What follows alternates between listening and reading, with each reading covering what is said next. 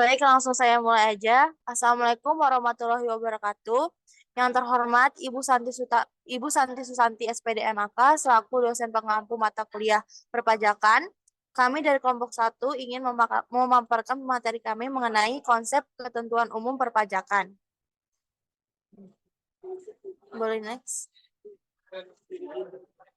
Nah, di sini ada anggota dari kelompok 1. Yang pertama itu ada Dinda Marsha Fadira, yang kedua ada Devi Rahmawati, yang ketiga ada Milva Adeliska.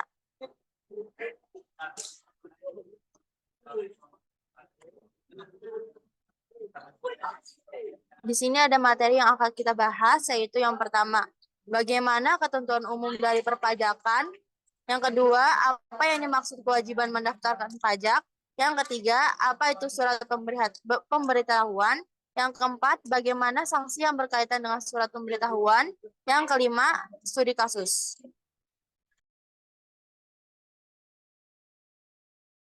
Yang pertama ada ketentuan umum perpajakan. Boleh next. Ketentuan umum dan tata cara perpajakan atau KUP adalah peraturan perundang-undangan yang mengatur mengenai ketentuan umum dan tata cara pelaksanaan hak dan kewajiban perpajakan. KUP merupakan salah satu sumber hukum perpajakan di Indonesia yang kedudukannya setingkat dengan undang-undang. Di sini ada tujuan ketentuan umum perpajakan atau KUP. Yang pertama ada menyediakan kepastian hukum bagi wajib pajak dan pemerintah. Yang kedua ada mendorong kepatuhan sukarela wajib pajak. Yang ketiga ada menjamin keadilan dalam sistem perpajakan. Boleh di next.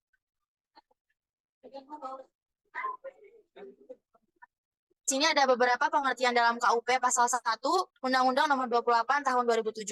Yang pertama itu, pajak adalah kontribusi wajib kepada negara yang terhutang oleh orang pribadi atau badan yang bersifat memaksa berdasarkan undang-undang dengan tidak mendapatkan imbalan secara langsung dan digunakan untuk keperluan negara bagi sebesar-besarnya kemakmuran rakyat. Yang kedua, wajib pajak adalah orang pribadi atau badan meliputi pembayaran pajak, pemotong pajak, dan pemungut pajak yang mempunyai hak dan kewajiban perpajakan sesuai dengan ketentuan peraturan perundang-undangan perpajakan. Boleh next. Nah, yang ketiga ada nomor pokok wajib pajak. Adalah nomor yang diberikan kepada wajib pajak sebagai sarana dalam administrasi perpajakan yang dipergunakan sebagai tanda pengenal diri atau identitas wajib pajak dalam melaksanakan hak dan kewajiban perpajakannya. Lalu yang keempat ada pengusaha kena pajak atau PKP. Adalah pengusaha yang melakukan penyerahan barang kena pajak atau penyerahan jasa kena pajak yang dikenai pajak berdasarkan Undang-Undang Pajak Pertambahan Nilai 1984 dan perubahannya. Lalu yang kelima ada masa pajak, yaitu jangka waktu yang menjadi dasar bagi wajib pajak untuk menghitung, menyetor, dan melaporkan pajak yang terhutang dalam suatu jangka waktu tertentu sebagaimana ditentukan dalam undang-undang ini. Lalu yang keenam ada pajak yang terhutang. Adalah pajak yang harus dibayarkan pada suatu saat dalam masa pajak, dalam tahun pajak, atau dalam bagian tahun pajak, sesuai dengan ketentuan peraturan perundang-undangan perpajakan.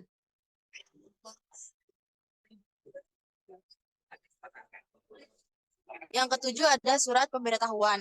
Adalah surat yang oleh wajib pajak digunakan untuk melaporkan perhitungan atau pembayaran pajak, objek pajak, dan atau bukan objek pajak, atau harta dan kewajiban sesuai dengan ketentuan peraturan perundang-undangan perpajakan. Yang kedelapan ada surat pemberitahuan masa. Adalah surat pemberitahuan untuk suatu masa pajak. Lalu yang sembilan ada surat pemberitahuan tahunan. Adalah surat pemberitahuan untuk suatu tahun pajak atau bagian tahun pajak. Yang ke-10 ada surat setoran pajak. Adalah bukti pembayaran atau penyetoran pajak yang telah dilakukan dengan menggunakan formulir atau telah dilakukan dengan cara lain ke kas negara melalui tempat pembayaran yang ditunjuk oleh Menteri Keuangan. Boleh next. Yang 11 ada surat ketetapan pajak. Adalah surat ketetapan yang meliputi surat ketetapan pajak kurang bayar, surat ketetapan pajak kurang bayar tambahan, surat ketetapan pajak nihil, atau surat ketetapan pajak lebih bayar. Lalu nomor 12 ada surat tagihan pajak. Adalah surat untuk melakukan tagihan pajak atau sanksi administrasi berupa bunga atau denda. Lalu nomor 13 adalah ada pemeriksaan. Adalah serangkaian kegiatan menghimpun dan mengolah data, keterangan, atau bukti yang dilaksanakan secara objektif dan profesional berdasarkan suatu standar pemeriksaan untuk menguji kepatuhan pemenuhan kewajiban perpajakan atau untuk tujuan lain dalam rangka melaksanakan ketentuan peraturan perundang-undangan perpajakan. Lalu yang ke-14 ada surat paksa atau surat perintah membayar utang pajak dan biaya penagihan pajak. Boleh next. Selanjutnya ada pembukuan adalah suatu proses pencatatan yang dilakukan secara teratur untuk mengumpulkan data dan informasi keuangan yang meliputi harta, kewajiban, modal, penghasilan dan biaya, serta jumlah harga perolehan dan kegiatan dilakukan untuk menilai kelengkapan pengisian surat pemberitahuan dan lampiran-lampirannya termasuk penilaian tentang kebenaran pengisian dan penghitungannya. Lalu yang ke-17 ada penyidik, adalah pejabat pegawai negeri sipil tertentu di lingkungan Direktorat Jenderal Pajak yang diberi wewenang khusus sebagai penyidik untuk melakukan penyidikan tindak pidana di bidang perpajakan sesuai dengan ketentuan peraturan perundang-undangan. Boleh di next. Nah, selanjutnya ada hak dan kewajiban wajib pajak. Yang pertama ada hak untuk mendapatkan pelayanan yang baik dari administrasi perpajakan. Lalu yang kedua ada hak untuk memperoleh informasi dan keterangan yang berkaitan dengan perpajakan. Lalu yang ketiga ada hak untuk mengajukan keberatan dan banding atas ketetapan pajak. Lalu yang keempat ada kewajiban untuk mendaftarkan diri sebagai wajib pajak. Yang kelima ada kewajiban untuk menghitung, menyetor, dan melaporkan pajak. Boleh di next. Yang kedua ada kewajiban mendaftarkan diri dan melaporkan usaha. Selanjutnya akan dilanjutkan oleh rekan saya. Jadi dilanjutkan, selanjutnya dengan mendaftarkan diri untuk mendapat nomor pokok wajib pajak atau NPWP. Semua wajib pajak, termasuk orang pribadi, badan, sama badan usaha tetap atau yang sering disebut dengan BUT, berdasarkan sistem self-assessment wajib mendaftarkan diri pada kantor Direktorat Jenderal Pajak untuk dicatat sebagai wajib pajak dan sekaligus untuk mendapatkan NPWP. Kewajiban mendaftarkan diri tersebut berlaku pula terhadap wanita kawin yang dikenakan pajak secara terpisah karena hidup terpisah berdasarkan keputusan hakim atau dikehendaki secara tertulis berdasarkan perjanjian pemisahan penghasilan dan harta. Selanjutnya ada melaporkan usaha untuk mendapatkan nomor pengukuhan pengusaha kena pajak atau yang sering disebut dengan NPWP.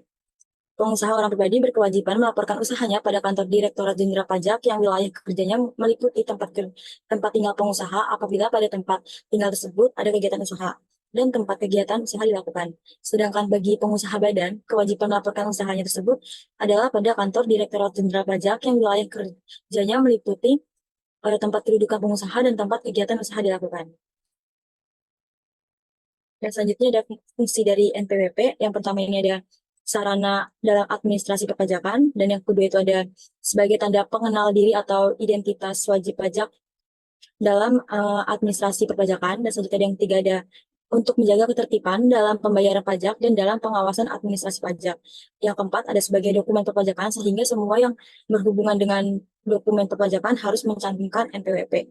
Dan yang terakhir, yang kelima itu ada setiap satu wajib pajak hanya diberikan satu NPWP. Selanjutnya di situ ada fungsi NPPKP atau tadi nomor pengukuhan pengusaha kena pajak. Yang pertama itu ada identitas pengusaha kena pajak, dan yang kedua itu dicantumkan dalam pemenuhan kewajiban PPN atau PPNBM. Selanjutnya di sini ada sanksi tidak mendaftarkan diri atau melaporkan usaha. Terhadap wajib pajak atau pengusaha kena pajak yang tidak mendaftarkan diri atau melaporkan usahanya dikenakan sanksi perpajakan yang berlaku, yaitu pidana penjara selama 6 bulan sampai 6 tahun atau denda 2 sampai 4 kali jumlah pajak terutang yang tidak atau kurang dibayar. Selanjutnya di sini ada syarat-syarat untuk memperoleh NPWP dan NPPKP. Yang pertama itu untuk wajib pajak orang pribadi atau non usahawan itu syaratnya ada fotokopi KTP atau kartu keluarga atau SIM atau paspor. Dan yang untuk wajib pajak orang pribadi usahawan itu syaratnya ada fotokopi KTP atau kartu keluarga atau SIM atau paspor dan fotokopi surat izin usaha atau surat keterangan tempat usaha dari instansi yang berwenang. Untuk wajib pajak badan itu syaratnya ada fotokopi akte pendirian, fotokopi KTP salah seorang pengurus, dan yang terakhir ada fotokopi surat izin usaha atau surat keterangan tempat usaha dari instansi yang berwenang.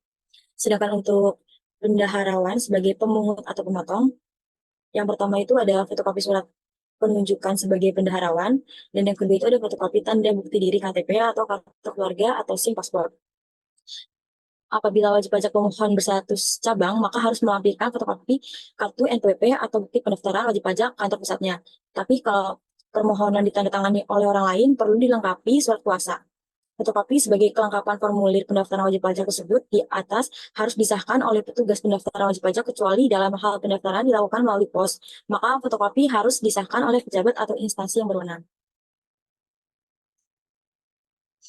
Poin selanjutnya ada pendaftaran dan pemberian NPWP bagi orang pribadi yang berstatus karyawan.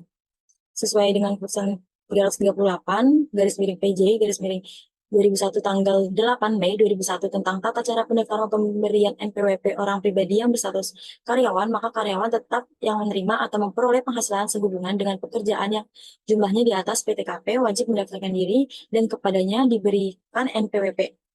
Ketentuan-ketentuan yang terdapat dalam keputusan 338 tanggal 8 Mei 2001 ini. Yang pertama, ada wajib pajak orang pribadi berstatus karyawan yang penghasilannya di atas PTKP dapat mengajukan permohonan untuk mendaftarkan NPWP di KPP domisili atau KPP yang wilayah kerjanya itu meliputi tempat tinggal wajib pajak tersebut. Atau KPP lokasinya tuh yang wilayah kerjanya itu meliputi kegiatan usaha pemberian kerja. Permohonan untuk mendapatkan NPWP di KPP lokasi dapat dilayani melalui pemberi kerja untuk bendaharawan pemerintah. Yang kedua itu ada kepala KPP dapat memberikan NPWP kepada wajib pajak orang pribadi yang berstatus karyawan secara jabatan dengan ketentuan yang berlaku. Ada pendaftaran NPWP secara jabatan, itu ada Direktur Jenderal Pajak dapat menerbitkan NPWP dan mengukuhkan PTP secara jabatan apabila orang pribadi atau badan memenuhi syarat sebagai wajib pajak atau pengusaha kena pajak atau PKP, tetapi tidak mendaftarkan diri atau tidak melaporkan usahanya. Pemberian NPWP secara jabatan atau pengukuhan pengusaha kena pajak secara jabatan dilakukan jika berdasarkan data yang diperoleh atau dimiliki oleh Direktorat Jenderal Pajak ternyata orang pribadi atau badan tersebut memenuhi syarat untuk memberikan NPWP atau PKP. Selanjutnya ada penghapusan NPWP.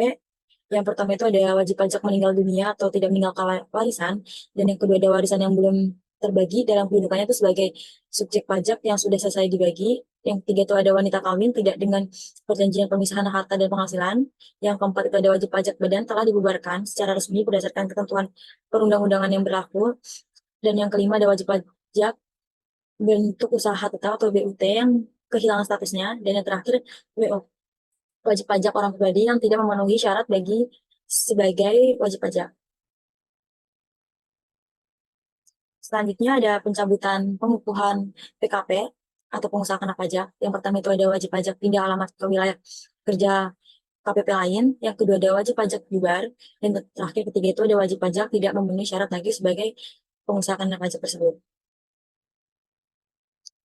Selanjutnya ada poin yang ketiga yang kita sampaikan, ada penyampaian surat pemberitahuan. Adapun fungsi dari SPT. Fungsi dari surat pemberitahuan bagi wajib pajak adalah sebagai sarana untuk melaporkan dan mempertanggungjawabkan atas perhitungan dan pembayaran jumlah pajak yang sebenarnya terutang. Fungsi SPT lainnya itu yang pertama itu ada pembayaran atau pelunasan pajak yang telah dilaksanakan sendiri atau melalui pemotongan atau pemungutan pihak lain dalam 1 tahun pajak. Yang kedua ada penghitungan penghasilan yang merupakan objek pajak dan bukan objek pajak. Dan yang ketiga ada pemberitahuan atas harta dan kewajiban.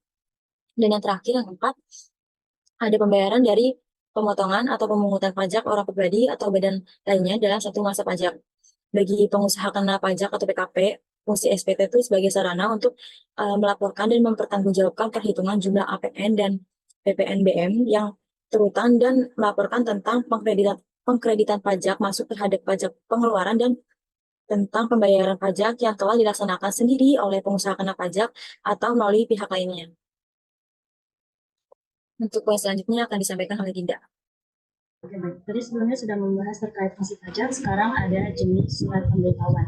Jadi, surat pemberitahuan atau yang dikenal SPT itu bukan SPT itu bukan singkatan dari surat pemberitahuan tahunan, tapi surat pemberitahuan. Nah, sedangkan di sini berdasarkan jenisnya itu ada dua SPT, yaitu SPT masa sama SPT tahunan. Nah, SPT masa itu tuh kayak SPT yang harus dilaporkan dalam waktu tuh sebulan, masanya tuh mesti sebulan. Nah, sedangkan untuk SPT tahunan itu tuh wajib dilaporkan dalam laporannya tuh masanya tuh 1 tahun atau jangka waktu itu 1 tahun. Nah, untuk SPT masa sendiri ini tuh ada SPT masa PPh Pasal 21 sama 26. PPh Pasal 21 itu tuh buat pajak penghasilan dalam negeri, sedangkan untuk PPh 26 itu tuh buat WNA yang punya penghasilan di dalam negeri. Nah, sedangkan untuk SPT PPh pasal 22 itu buat badan, terus ada SPT PPh pasal 23, SPT masa PPNBM. Nah, sedangkan untuk surat pemberi tahunan ini ada SPT tahunan PPh pasal 21. Nah, di mana yang PPh pasal 21 ini tuh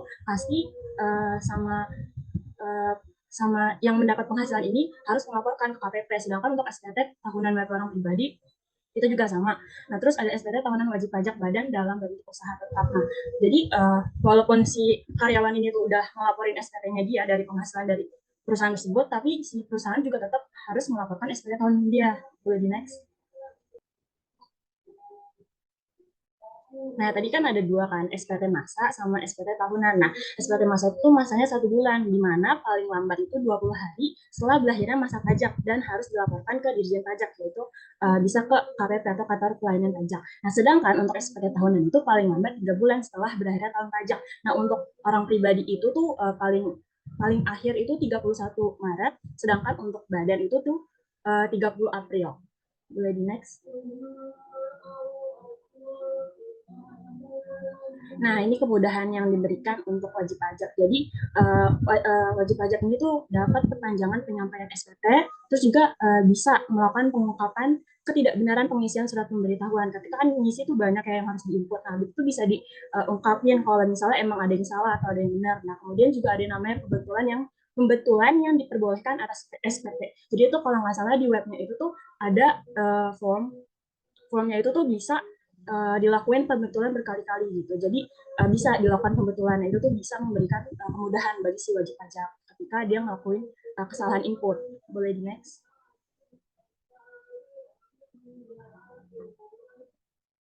Nah, di sini adalah ketentuan dalam mengisi SPT. Jadi, dalam mengisi SPT itu harus benar, lengkap, dan ditandatangani. Ini biasanya tuh WP orang pribadi yang kayak misalnya dia karyawan di PT Manat. Nah, itu tuh biasanya ada yang namanya bukti potong, di mana bukti potong itu tuh harus ditandatangani oleh bendahara. Nah, sedangkan yang kedua itu ada SPT badan. Nah, SPT badan ini tuh bisa yang ngelaporin salah satu pengurusnya aja, di mana harus ada tanda tangan juga yang dilampirin. Ada tanda tangan ini tuh sama direksi. Kemudian bila si SPT ini tuh diisi dan ditandatangani orang lain, bukan wajib pajak, maka harus dilampirkan surat kuasa buat atau sebagai bukti. Nah, kemudian wajib pajak yang tidak menyelenggarakan pembukuan dalam usaha itu tuh bisa ngampirin laporan keuangan atau tuh biasanya tuh penghasilan bruto dalam 1 tahun setiap bulannya. Boleh di next. Nah, kemudian ada sanksi yang diberikan berkaitan dengan SPT. Nah, jadi sanksi-sanksinya ini juga udah diatur di dalam undang-undang. Misalnya nih, denda administrasi itu ada di pasal 7 Undang-Undang Nomor 28 Tahun 2027. Kemudian ada juga denda bunga, di mana di pasal 8 dan pasal UU Nomor 28 Tahun 2007. Kemudian ada kenaikan, itu ada di pasal 13 ayat 3 UU Nomor 28 Tahun 2007, dan juga bakal kena sanksi pidana kalau misalnya udah parah banget. Boleh di next. Oke, selanjutnya ke studi kasus. Nah, studi kasus ini tuh berkaitan dengan jenis pajak. Misalnya, PT Maju Jaya adalah sebuah perusahaan manufaktur yang bergerak di bidang produksi alat elektronik. Pada tahun 2023, PT Maju Jaya ini mencatat pendapatan sebesar 10 miliar dan memiliki berbagai transaksi pembelian bahan baku serta penjualan produk jadi. Nah, jadi dari narasi tadi, tentukan jenis pajak apakah aktivitas yang dilakukan PT Maju Jaya berikut. Yang pertama, PT Maju Jaya membayar gaji kepada karyawan setiap bulan. Kemudian ada PT Maju Jaya juga membeli bahan baku dari pemasok lokal dan menjual produk jadi kepada konsumen. Kemudian yang ketiga, PT Maju Jaya memiliki beberapa kendaraan operasional untuk didistribusi. Mungkin dari studi kasus ini ada yang mau bantu jawab? Oke, boleh lanjut next aja.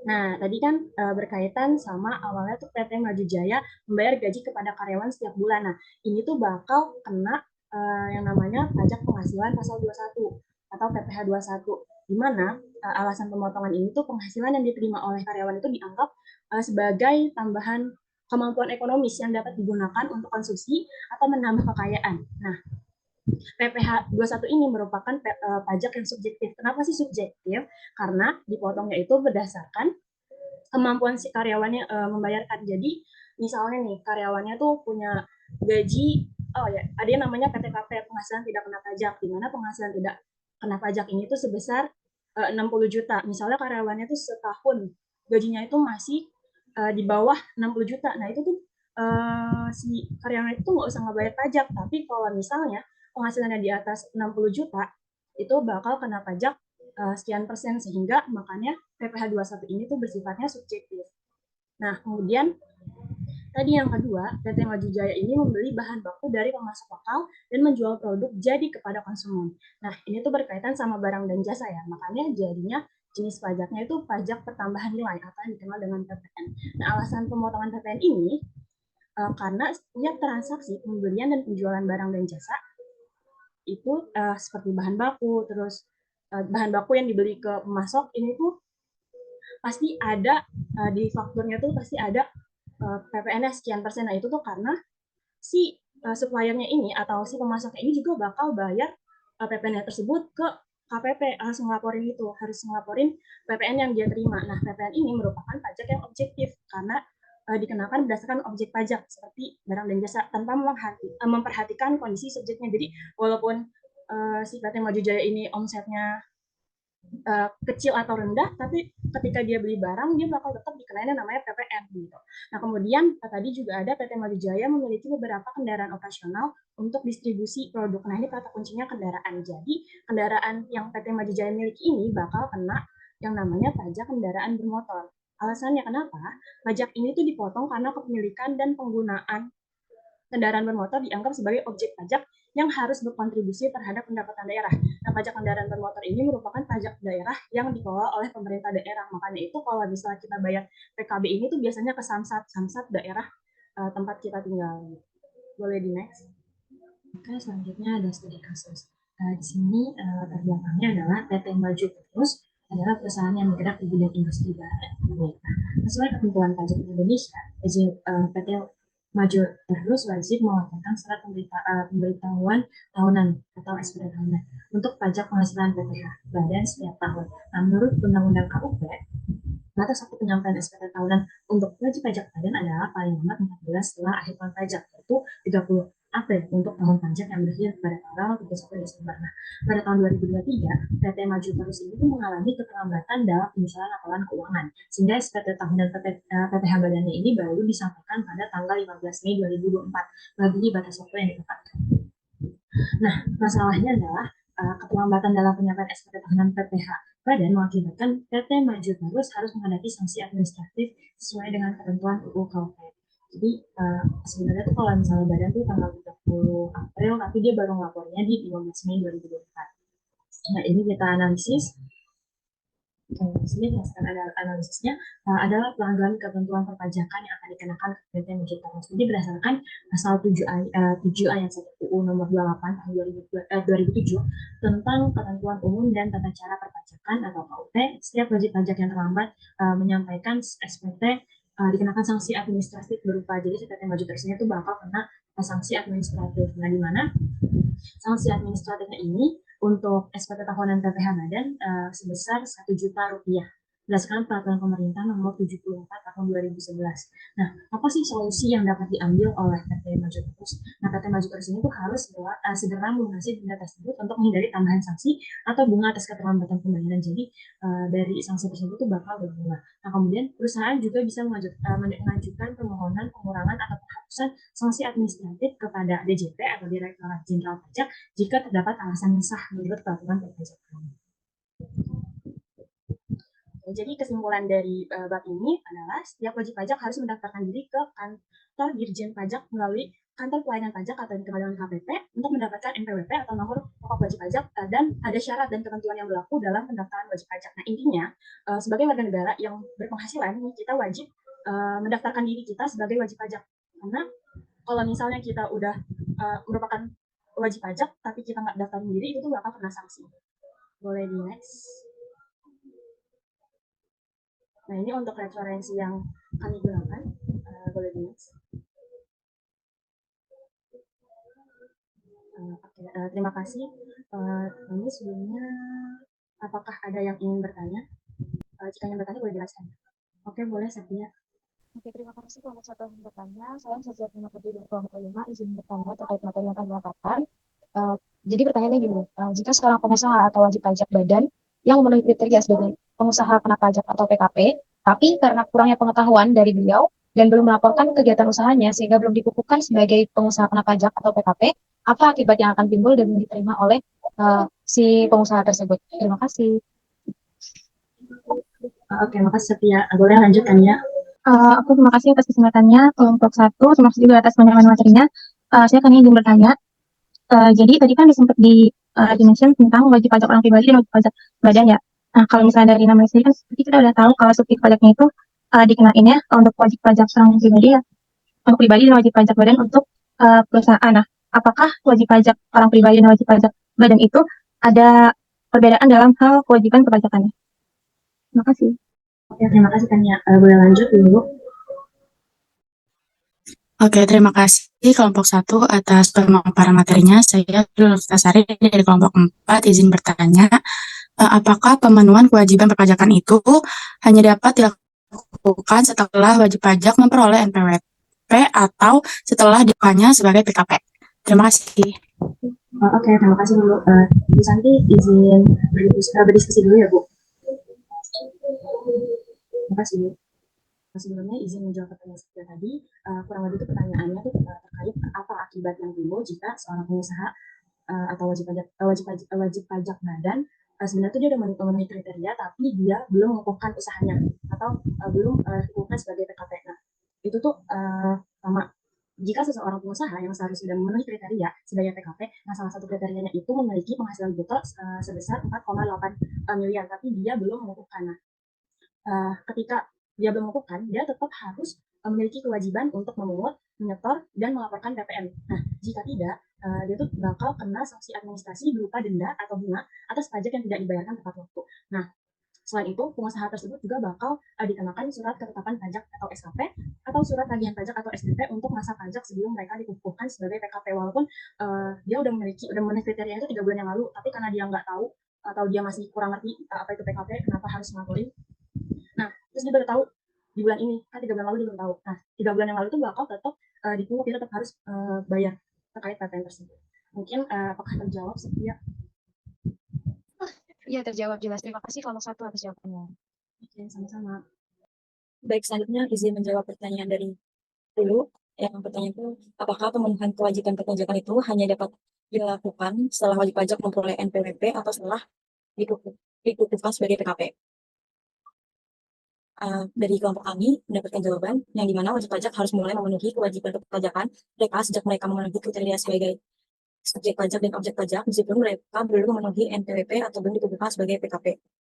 Pemenuhan kewajiban perpajakan hanya dapat dilakukan setelah wajib pajak atau pengusaha kena pajak tersebut memperoleh nomor identitas yang disebut dengan NPWP dan atau telah dikukuhkan sebagai PKP karena fungsi NPWP adalah salah satunya sarana administrasi untuk mengawasi pemenuhan kewajiban perpajakan. Selain itu, nomor identifikasi itu dapat digunakan sebagai sarana untuk memenuhi hak dan kewajiban wajib pajak di negara. Apakah sudah terjawab, Bu? Sudah, terima kasih kelompok 1 atas jawabannya. Kalau sebenarnya ada perbedaan jaringan mungkin kita backup ya. Gimana tadi pertanyaannya perbedaan antara wajib pajak orang pribadi dan wajib pajak badan dalam hal kewajiban perpajakan. Yang pertama itu wajib pajak orang pribadi adalah individu yang memiliki kewajiban untuk membayar pajak berdasarkan penghasilan yang diterima. Mereka melaporkan penghasilan mereka melalui surat pemberitahuan tahunan dan membayar pajak penghasilan sesuai dengan tarif yang berlaku. Untuk wajib pajak badan akan dijelaskan oleh Dinda.